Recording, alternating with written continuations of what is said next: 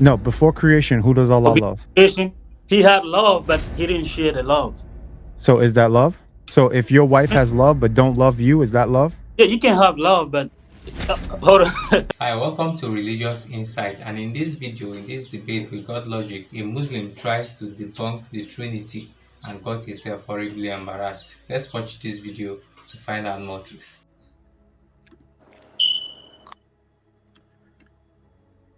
You know, it's a racial stereotype, but it's a true one. In black households, for some reason, that fire beeping, man, it be going off, man.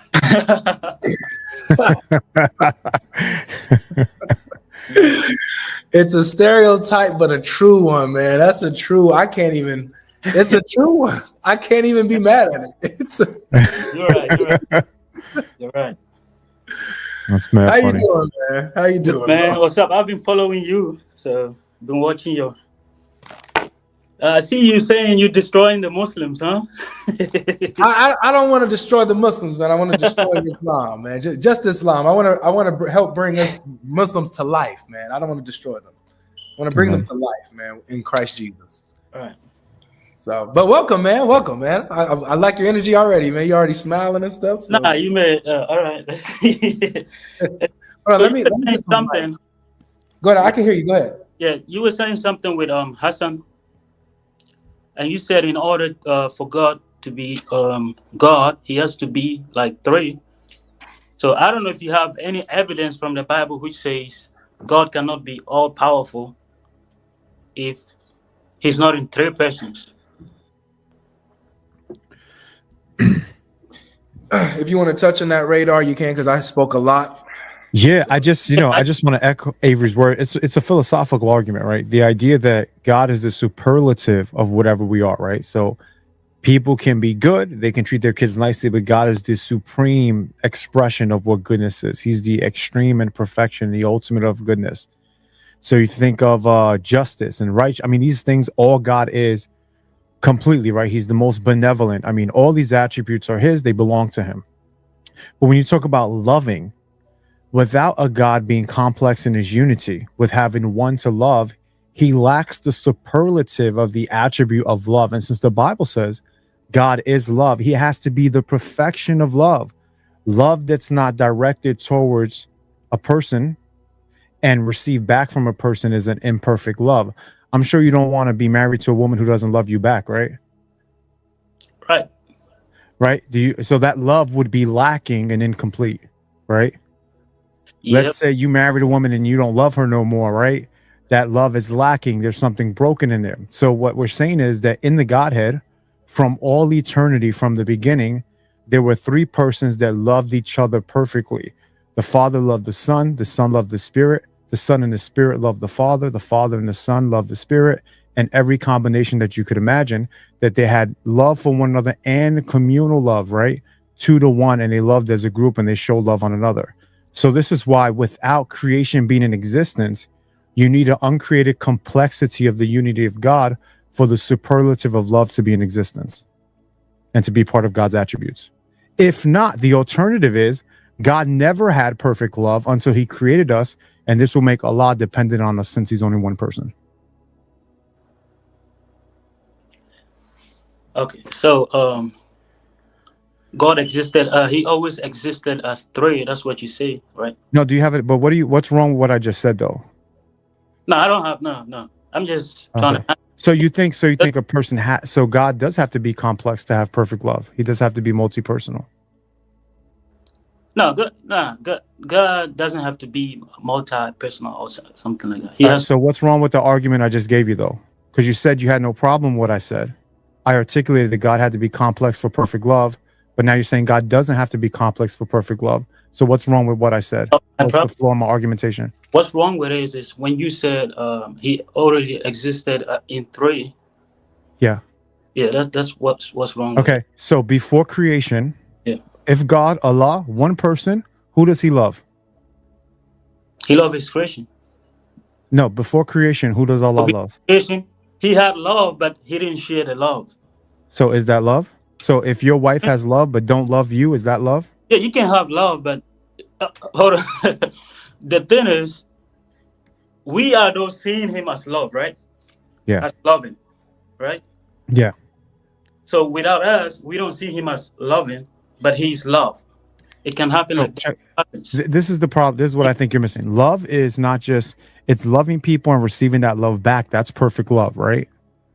Right. That's perfect love. Yeah, that Loving and being us. That loved is true. back, right? Yeah, Right. that is So what love. I'm saying is, before creation came into existence, there was no one for Allah to love. Therefore, he has a greater expression and um display of love with creation, meaning he's dependent on creation to represent love perfectly because he's not loving and loving back, versus the triune God that always had other persons to love and be loved by from time immemorial because they were all uncreated. But you do know that God cannot just start loving without already having the Who ability. did Allah love before creation? But he had the ability to love. Who did Allah love before creation? He, I mean, he loved himself. Really quick. Oh, Hold see. on. Good. Very good. Himself. He's good. Yeah. Good right there. Put a pause right here. I just want to share this. Guys, if you guys want to see this argument like really laid out beautifully, this right here, this brother, Joshua Sijuwadi, he is a beast when it comes to this argument and laying this out. And so he has an entire like I don't know what to call it, Article, but like an article. I'll say like an article. Yeah, it's like an article where he breaks down this entire argument, and you guys could learn it, and you guys he goes in depth in it. Okay, so it's 25 pages. Is that an article? 25 pages? Oh yeah. You have articles 80 pages, 90 pages. All right. Yeah, I knew that. But yeah, so this is where it is. If you oh, hey, He goes, that's right. Look, it literally says it, the article. Right, and that's right. That's crazy. That's right. Yasharala. Yasharala, Yahavasap. Love and the necessity of the Trinity. And I'm not gonna say that word, but boom, there it is. All right. Love and the necessity of the Trinity. So now going back to the brother's argument, he said that Allah was only loving himself. Radar. Yeah, that's faulty love, right? If you're married, I don't know, are you married? Yeah. Are you married? All right, so you got any kids? No. Okay, so you allowed to go home and just love yourself? Would your wife say that you're exercising love perfectly if you just loving you? But I'm not God. I need God. I need God to instill that in me, so I can No, love. I get that. Okay, Yeah, I God get is that. the creator, and nobody created him, so he had the love in him already. Like Yeah, but who's he loving though? who is he loving? He doesn't. He doesn't depend on us. We depend on him. No, we're not saying. So you got to think about love for God is not just an emotion. It's part of who he is. It's part of his makeup. It's an attribute of God. It's not something he picks up or puts down at every point. This is like omniscience, knowing all, omnipresence, omnipotent, knowing all, able to do all, right? These are attributes of God that don't change, right? He always has, and love is one of those things, right? But never all these things, right? So the idea of God love, the Bible says God is love. A love that is not directed towards a person is not a love that is complete. The problem, I think what you're missing is you're thinking about it from creation. If creation does not exist, there's no person for Allah to love, so his attribute is lacking. I think it will be lacking to his creation, not himself. There's no creation at the time. No. So before God created humans, was he all powerful? What do you think? I think he was all powerful. Did he know everything? I think he knew all, of course. Yes. So, but how did we know that God? He has to create us for us to know his attribute, right? But it's not based upon us knowing it. It's things that already exist within him. Yeah. So I mean, Right, Avery? I mean, I think Yeah. it's a mistake. He's a mistake of category that I think you're making. no. And not it is a mistaken category, because look at the category of attributes that you're talking about. Allah's, well, knowledge itself is not like an action, you know. Love by definition is an action, you know. It's an act of service, or, you know, it's what you do for someone, you know. So love and knowledge are categorically two different. They have two different natures, right? They're two different things. So when talking about love, we're talking about something that requires an action, requires behavior, you know. Yeah, but the thing is, we can say he had the ability to love, but he didn't share it because he didn't have the creation to share it with, right? Boom. So he doesn't So he have the needs creation. exactly. He He needed needs. the creation to share the love with, right? Yeah. But he had the love. He had the Well, ability. therefore he's dependent. If he needs creation in order to exhibit shared love, then he is dependent on creation, and therefore is not God. Yeah, because creator's Listen. not an attribute, right? Creator's not an attribute. It's a different category, right? Love is what God is, the Bible says. You know what I mean? So there's a difference in category I think you're missing. So what you were thinking there. I saw you was like you was thinking a little bit. I don't know if it's, you see how God, according to that view, Allah is dependent on creation in some way, and if he's dependent, So let me say God. something. From the Quran, it says, when God created everything, then he established himself on the throne, right? Okay. What throne exactly? Because he didn't have his creation, but he created the throne, right? Okay. Yeah, but the throne's not an attribute though. Himself on the throne. Yeah, He but the created throne's the not an throne. attribute. If you have a throne, it means you are a king to something, right? Oh yeah, sure. Of what? Yeah. So, but he didn't have the creation before, but he was still a king. To what exactly? Yeah. So it means God is always a king, whether he had his creation or not. He is always a king. That is why we said he have love. He's something who is loving, but when he gets his creation, then he starts sharing it with him. It doesn't mean he's not a human to have another partner or something to depend on to share his love. I understand that he would need his creation to give love, but he's always having it, the ability to.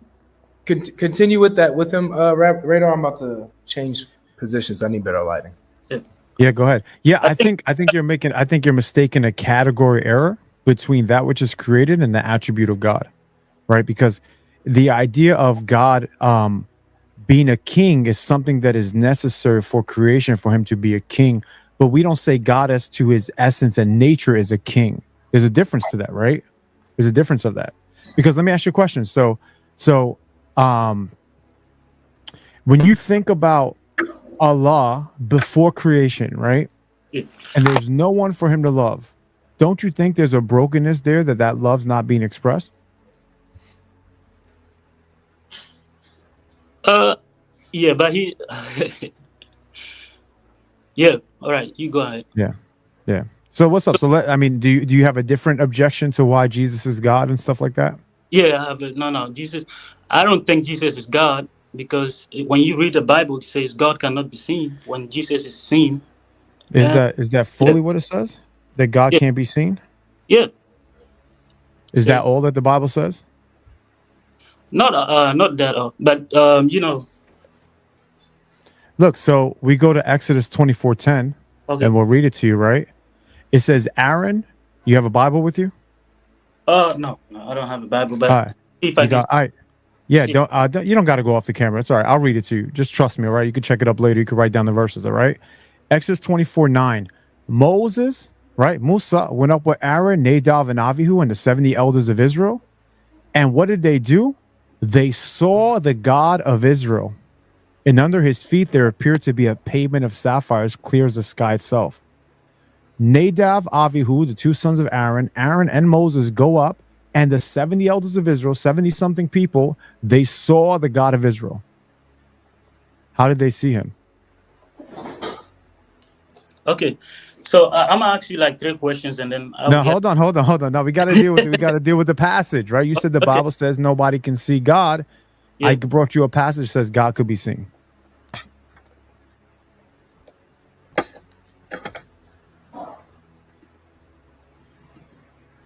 What do you think about that? So I think Moses never saw God, right? Did he? You tell me. Did Moses ever see God? No, no, he never saw God. That's what you're telling me?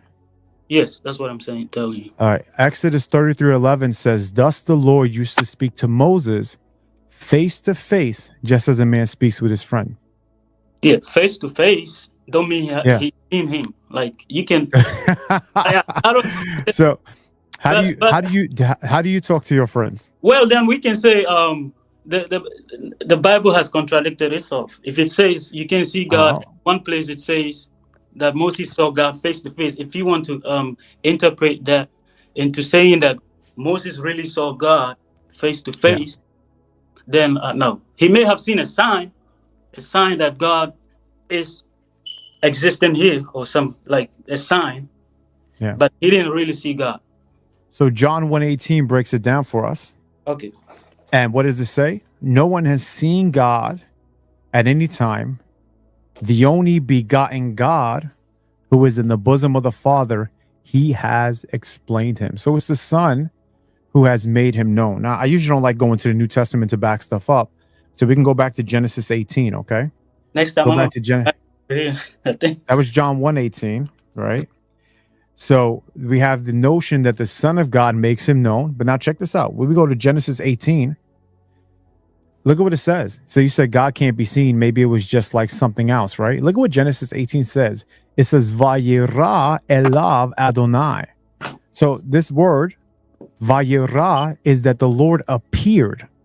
It's actually the passive form of seeing, meaning that the Lord was seen by Abram. This is the little verb. He was seen, the same verb. He was seen, right?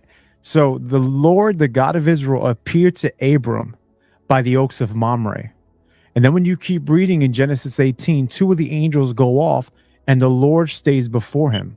Now, what's crazy, because three people appear to him in the form of a man. And one of those men, all three of them, one of them's the Lord, and he stays there with Abram and he eats a meal with him. Last time I checked, to eat a meal, you need a body. And so in Genesis 18, the Lord appears with two angels. The two angels go to Sodom and Gomorrah. The Lord stands before him. And that was right after they had a meal together. So God can be seen. God eats. God makes himself known.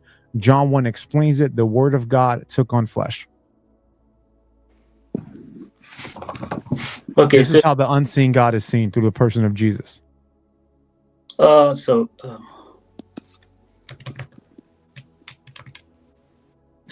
you think so? In what form exactly does God exist right now? So God, as to his ontology, is spirit, right? God is spirit. Spirits can't be seen, but it doesn't prevent God from taking on a human form, appearing in the midst of a bush. Now, hold on, let me finish answering you, brother, and then you can rock. It doesn't stop him from appearing in the bush. It doesn't stop him from appearing as a pillar of cloud or a pillar of fire through the wilderness, who's the angel of the Lord. It doesn't prevent him from taking on flesh like he did with Abraham for 45 minutes to have lunch. And it's not going to stop him from taking on flesh for 33 years in the person of the Son.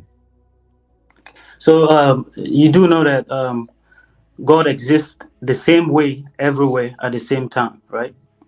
Do you have a verse for that? Yes.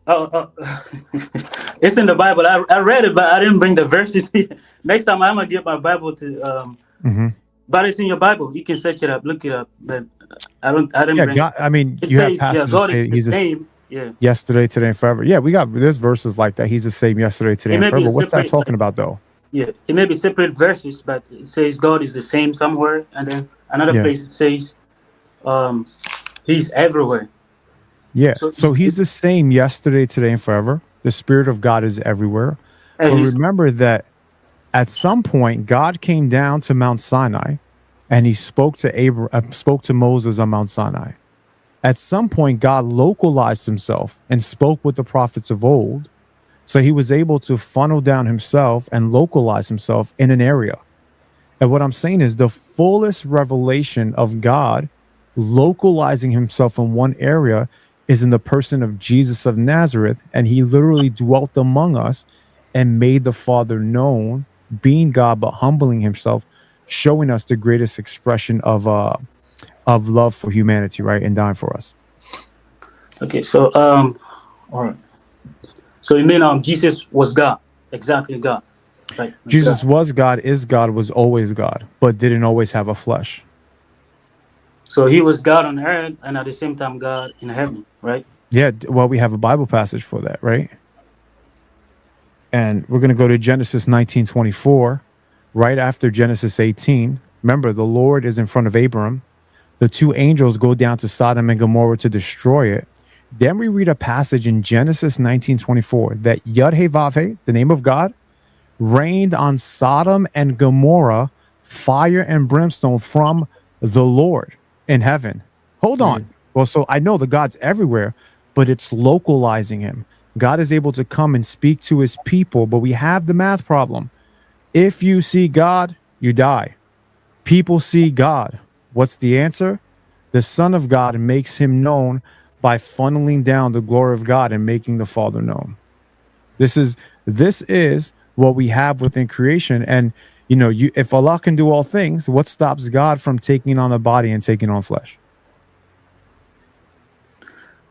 Because we believe that God is always one. So if he takes on flesh, it means he would be fully God. He's not going to be praying to anyone. He's not going to be praying to anyone. And he's going to have the same attribute as God. God is always, he doesn't give up his attribute. He's always God, and he has the attribute with him all the time. So if God happens to die or be killed, then he's not God. He can be God when he's killed, because God is always he has to always have his attribute with him.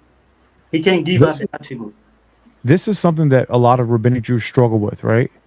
And we have to realize that the body is not really God, because the body comes into creation at some point, right? It is the person of the Son that's in the body that is God, right? And the body gets glorified and is joined to God, and God takes it on, right? Just Son Jesus takes on that body while still remaining God. And there's times, and there's crazy stuff in the Gospels. Have you read the New Testament at all? No, I'm still on. I just started. Read the Gospels, go through it, brother. It's going to be the most amazing thing you ever read. There's time where Jesus, in his humility, he humbles himself, and he doesn't know certain things, and he holds off on certain things. He humbles himself to make an example for us. Then in other times, he knows the thoughts of humanity. There's a time when he goes up with his three closest disciples, Peter, James, and John. They go up to this mountain, and he's up there. He gets transfigured. He radiates. His body glows. He's there talking with Moses and Elijah. He's there healing people, not in the merit of nobody, not in the name of an imam, not in the name of a rabbi, but just himself speaking healing to people. And he's got haters on the sideline, and he knows their thoughts before they even think it, and he calls them out on it. This is where we see the fullness of God come out, and at other times he lowers himself and humbles himself to be the perfect high priest for us. Okay, so what I understand from you is you said God was in him, right? Well, I think he is God. He's fully God and fully man. But then he doesn't have the attributes of God, all the attributes of God. He didn't have it. He does. But he didn't know the hour. He lays it aside for a moment, right? And there's different ways to look at this, right? Avery's got a view on this as well. And I think either way, right? Avery has a view on this as well. And I think either way a person interprets it, as if he knew it or he didn't know it. Let's just say he didn't know it, right? Okay. For a moment while he's in the body. Let's just say he knew that. The Bible says that he humbled himself. So it's not outside of the biblical witness for him to humble himself in a moment. But Avery, what you think, brother? What? Sorry, what? Yeah, you got anything? I was reading comments. Sorry. Yeah, you're good. Yeah, no, what I'm saying is, I stumbled on a comment where Abdul says in the chat, he said, I would destroy God logic in a second.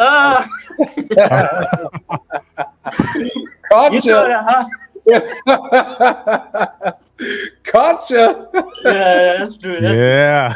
I'm gonna come back though. If I don't get you destroyed today, I'm gonna come back later. You're welcome anytime, man. You're welcome sir. anytime. As long as you Yes, keep sir. coming, come Yes, on, sir. cool, man. Yeah, all right. But what's up, Radar? Where we at? No, But but the just thing- like, you know, I But- think what a lot of problems, and let me say this, brother, real quick. I think a lot of problem that Muslims have and others have is that they're battling what's not our perspective.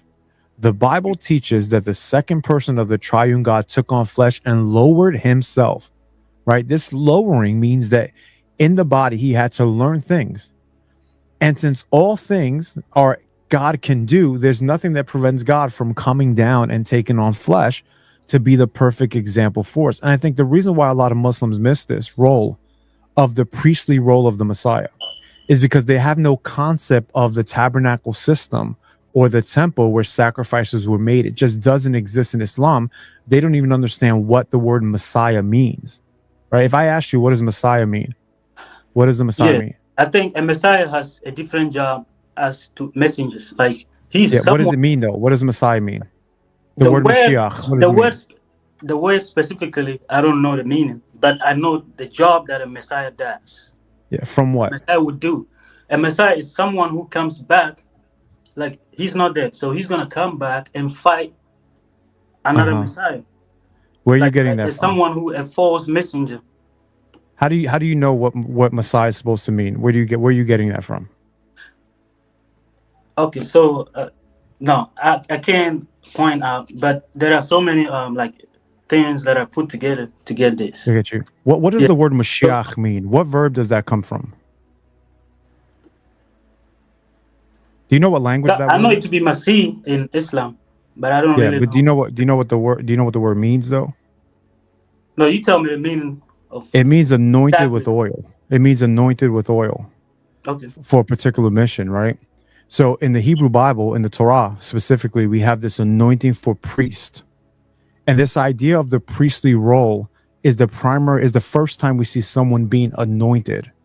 And I think Islam misses this priestly role of the Messiah because in the Levitical system under Moses, the Aaronic priesthood, when the priest went in, he carried the names of the sons of Israel on a breastplate, and on top of his shoulders, he had the names of the sons of Israel. And when he went in there on the Day of Atonement, he offered sacrifice. He did a bull for himself. And then he goes in, he offers these sacrifices for the children of Israel, and they get forgiven. The priest stands as a mediator between God and the people, and he goes and stands in between them, right? And he bears the sins of the people as he carries their name into the holy place, into the presence of God. And you don't have this imagery inside Islam because they don't know the Torah. But the Mashiach, the Messiah, is a priest, and he comes down, he lowers himself, and he carries the sins of humanity on himself. And this is why there is a limitness sometimes of the Messiah. He lowers himself for a little bit so he can be the perfect priest to relate to his people.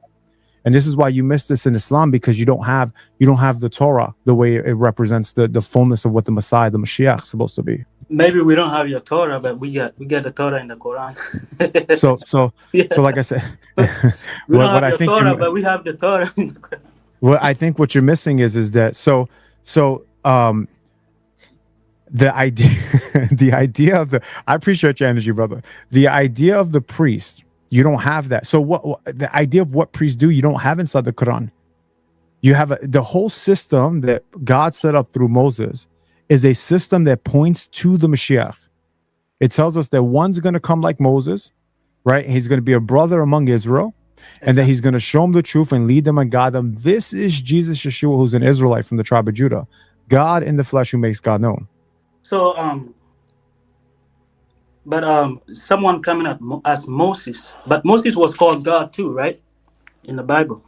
It's Ki Elohim. You will be like God. Ki Elohim. Like as God. The preposition Ki, which is like or as, which is the letter Kaf with a dagish in it.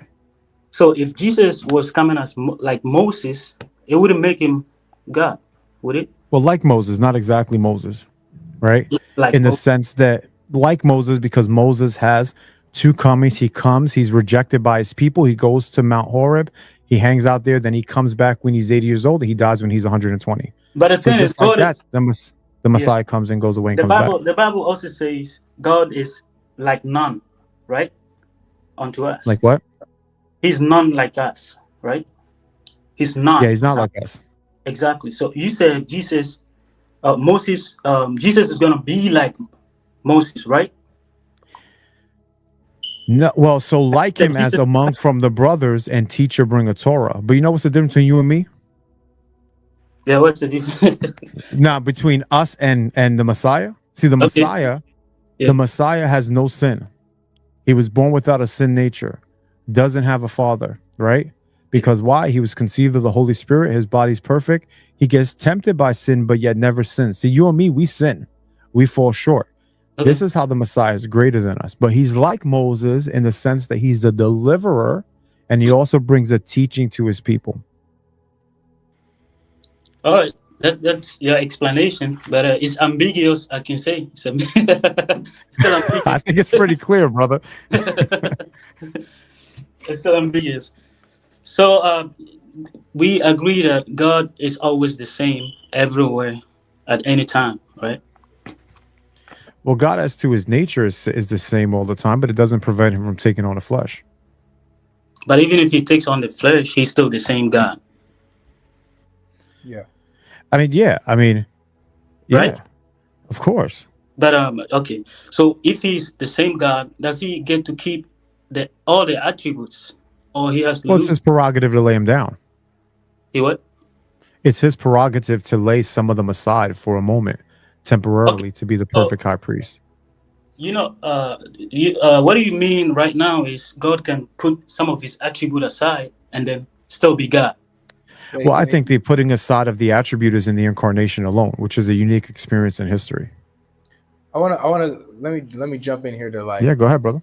to line it up with him as a Muslim.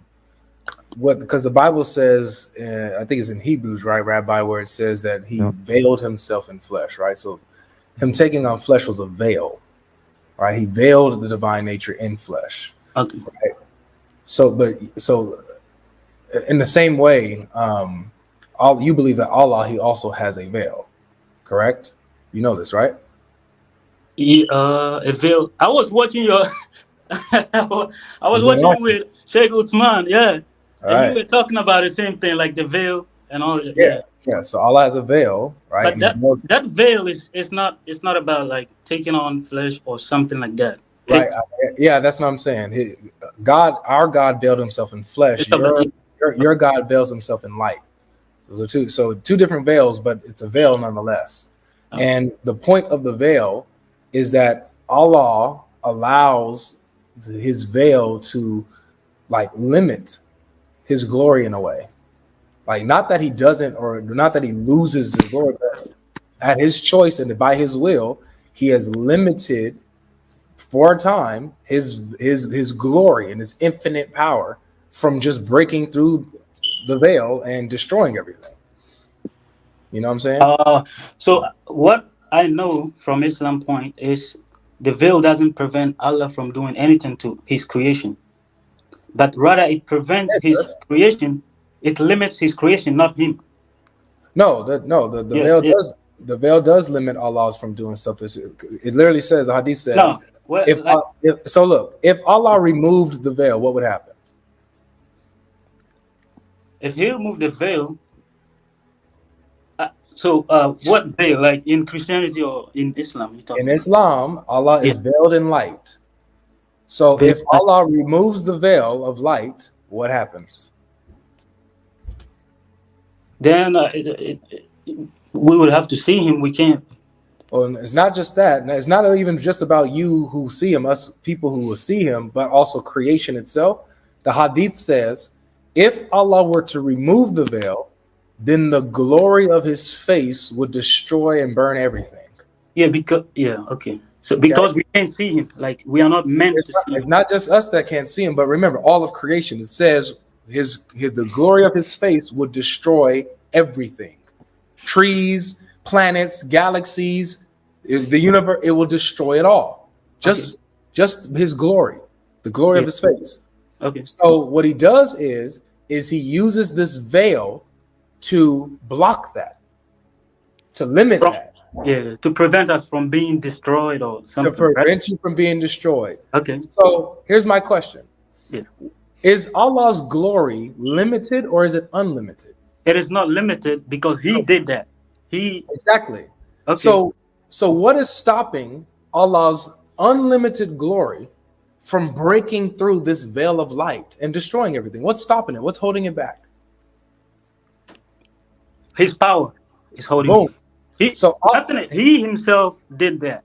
exactly. Yeah. So Allah is willingly limiting his unlimited glory for a time so that he doesn't destroy all of us. No, it's not that. Being able, him creating the veil between us, it's not limiting. It's actually a power that he's showing. It's not. Okay. I don't consider. Again, because it's really simple. Yeah. If Allah was to remove the veil, Okay. then the glory of his face would destroy everything. Yeah. So the veil of light is blocking and holding back the glory of his face. So he created the veil between us, right? Exactly. Okay. So yeah. his glory is being held back. By what? By his glory. By his will. No, by his will. The glory, his will is his glory. Like he has the glory. That's the power he has to create the veil, right? No, you're missing it. Okay. His will. So yeah. I like it's super simple. Like, look, you have the veil of light. Yeah. Okay. Yeah, you have the veil of light. Yeah. You have Allah's glory, which is being blocked by the veil of light. Okay. Okay. What is stopping his infinite glory to just break through the veil and destroy everything? Now, it's the veil he created. Yeah. So the veil is a created thing. Mm-hmm. Yeah. So the veil is part of his glory, right? The veil is not part of his glory. It's blocking. Yes, he created it. It can be part of his glory. It's not a part of his glory. It's blocking his glory. It's the veil is like is Allah's veil is Allah's glory created or has it always been? Is it infinite? Allah's glory is infinite. Good. So this veil though is not, right? This veil is created. It's light. So whether or not the veil was created, I don't know. But it's light. Is light infinite or is light infinite or is it created? Light is created. Good. So the veil is created. It's a created thing that Allah is using to veil himself. But that is his glory, right? It's not his glory. Part of his glory. No, because it's blocking his glory, dude. What about it's between them? Between them. He created it. Okay, so I'm gonna use an example like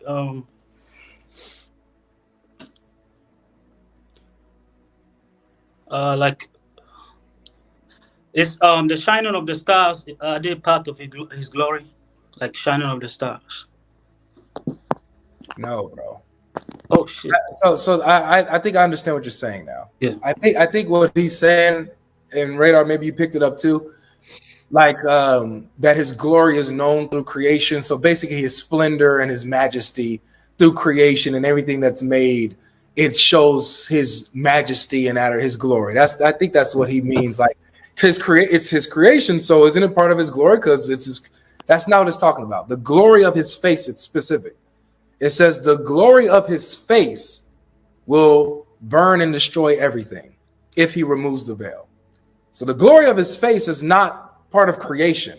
It's not things in creation that point to his beauty and his majesty. The glory of his face is something unique to Allah. Understand? Okay. So what about? So you mean the veil is not the glory of God? It's not a glory of God. No. I'm trying to look up something real quick. It's okay. But I think everybody else is getting it. Allah has a veil, a created veil, light, and that if he removes this veil, then he will destroy everything in creation. It would destroy everything in creation, the glory of his face. So that means that Allah is willfully holding back the glory of his face with the veil of light, a created thing. So he's willfully and freely limiting his infinite glory to an extent so that it doesn't break through this veil of light and destroy all of creation. Similarly, you have the God of the Bible who doesn't veil himself in light in this sense. He veils himself in flesh, takes on flesh, and willfully sets aside or limits some of his divine privileges. Doesn't mean that he doesn't have those divine privileges at all. Doesn't mean that he changed his nature. No, he just sets it aside or freely walks in the limitations that he chooses to walk in order to accomplish whatever purpose he wants to, i.e., humbling himself as a human, being obedient to the death of on the cross. So I want you to give me a simple definition of like God's the meaning of God glory, the glory of God. Like specifically this, what it says the glory of his face. So the splendor of Allah's face it's so holy, it's so magnificent and great that creation can't stand it. Okay. So you want to say, because it didn't say the veil specifically is the glory, it means it's not bad. Come on, bro. What are you not getting?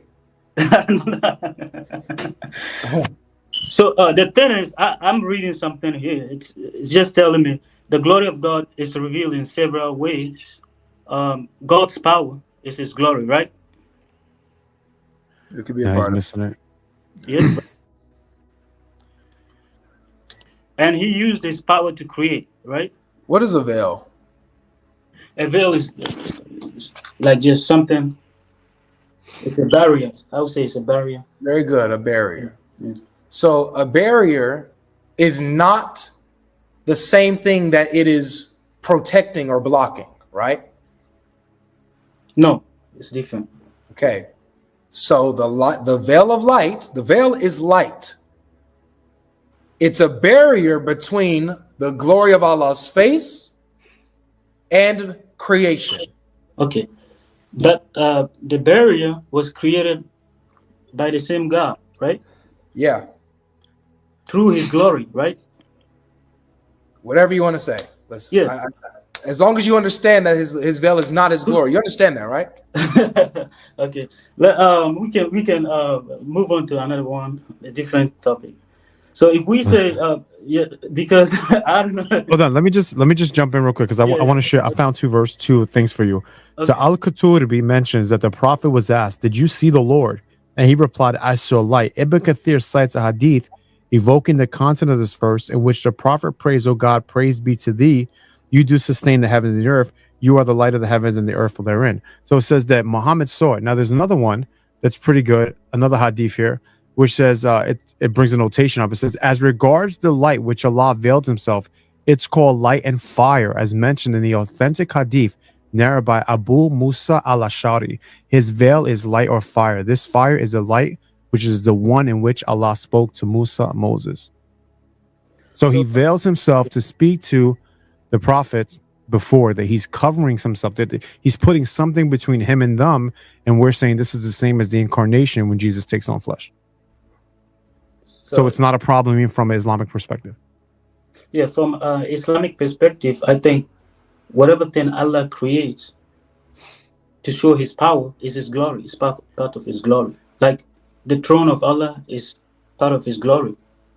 So creating a veil between us so we can't really see him, or because he wants to prevent us from something, the veil itself is a glory of God. And what is the veil protecting us from? From his glory again. So I'm gonna go ahead. I'm gonna let the next one up, man. But I'm gonna be live again Wednesday, so you can come back Wednesday, okay? All right, bro. but yeah, I'm gonna get the Bible here next time. Get the Bible, get all your verses, and then come back. Yeah. All right, I tried destroying you, but I think I managed to cause some damage, but I didn't finish it up. Did you? Damage? Yeah. You think you caused damage? Yeah. All right, no Oh, All right, worries. bro. Nice to speaking to you. You too, nice bro. You speaking to you, too. man. Uh, God bless you, bro. Be Let well. me. I gotta go put some bandages on, man. All right. So Hey, be I got bust up, you know. Welcome back, guys. I believe you enjoyed watching this video. Let us know your views about this video in the comment section, and if you are yet to subscribe to this channel, please subscribe, hit the notification button to be notified each time we post new and amazing videos like this. This is a very insightful and an eye-opening debate. There is no way you will say you did not learn anything new watching this video. You will always find this kind of scenario in a religion where you dare not ask questions or think outside the box. They will tell me that a sign of rebellion or that you have sinned against their God. The evidence of love is sharing. If you are saying God or Allah is love, since you believe Allah is one and that the belief of the Trinity is not true, the question is, before the creation, who was Allah sharing the love with? If you said he shared it within himself, then you are equally saying there are other personalities within him that he is sharing it with, because the evidence of love is sharing or giving, making the argument for the Trinity to be true. The explanation of love given went over this guy's head. The kind of love God have is not based on an emotion. It is who he is. So for God to express himself, then he has to express love, and it has to be external. He has to give it out and not within himself. If you're saying that he is giving it within himself, then there are other personalities that are in him that he is expressing the love towards them. The truth is that at the end, I believe this guy got everything. He knew they were saying the truth, but to accept that truth became a hard thing for him to accept. Guys, let's know your views about this video in the comment section, and if you are yet to subscribe to this channel, please subscribe, hit the notification button to be notified each time we post new and amazing videos like this. Thank you for watching. See you in our next video.